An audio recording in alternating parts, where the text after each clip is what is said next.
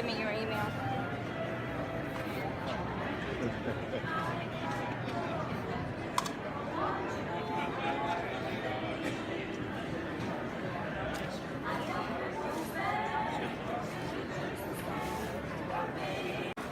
You gotta be back home by 11:30.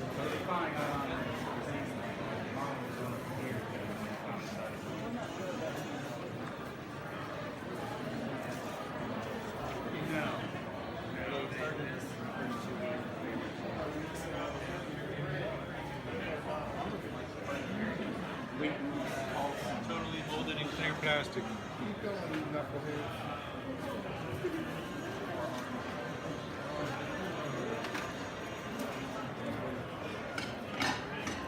Wow, what a show. That was the York Toy Show 2017. The York Toy Show is the second biggest toy show in the United States.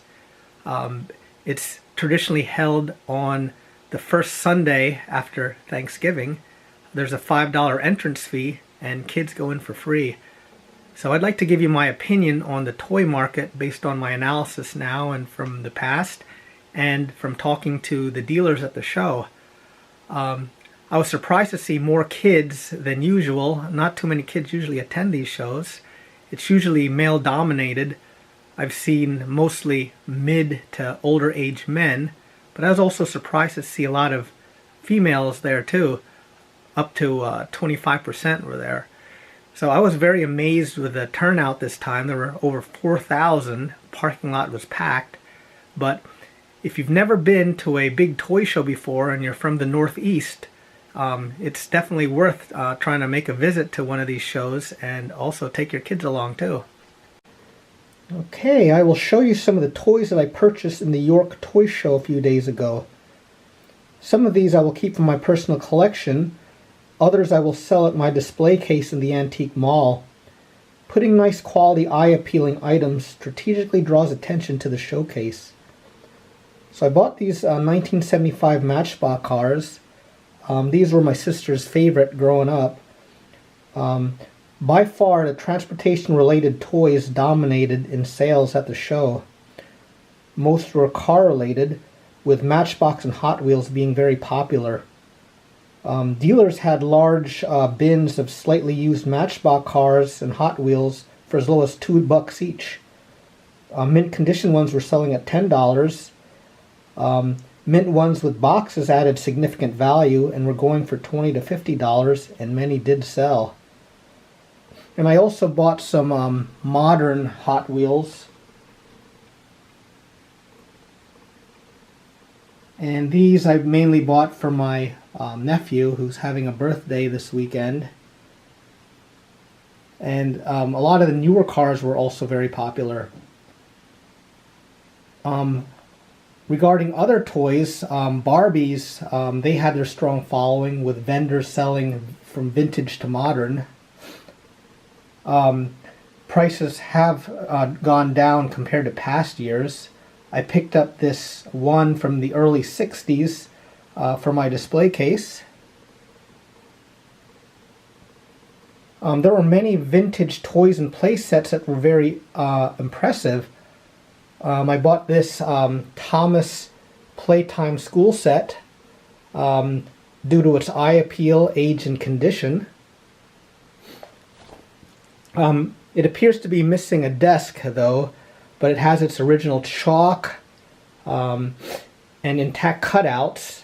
This piece would probably draw some attention to my antique showcase if I ever decide to sell it.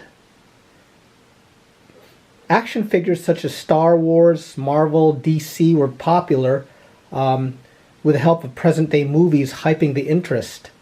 Many kids and adults had a blast picking them out of huge bins. Dealers are very nice and you could even bargain with them. Space toys saw action. Many board games were for sale at low cost. There was always that worry though that they may be missing some game parts. Old tin toys were scattered throughout the tables, and I've seen also prices dip over the years. Toy soldiers were also plentiful. Fisher-Price and Lego playsets were also very popular. many loose parts and complete sets were being sold. So here are a few of the vintage Little People play sets that I bought. In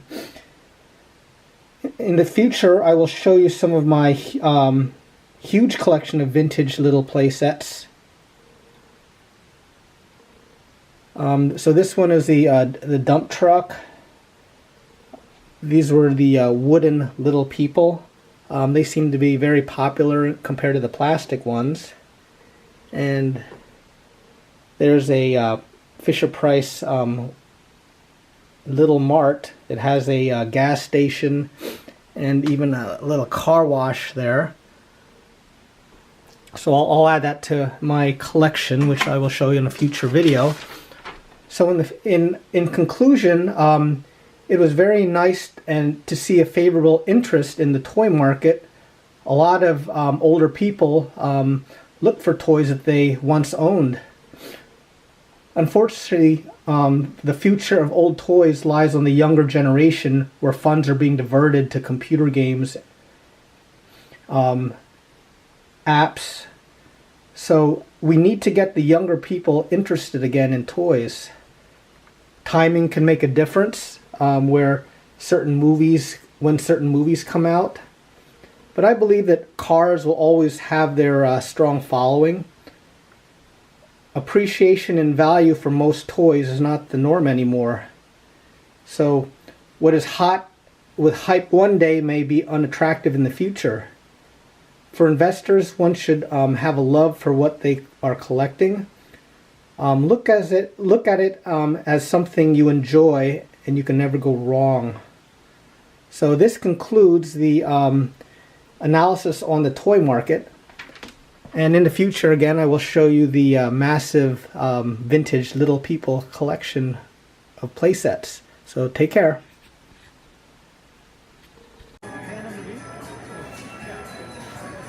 It works out whatever it works out.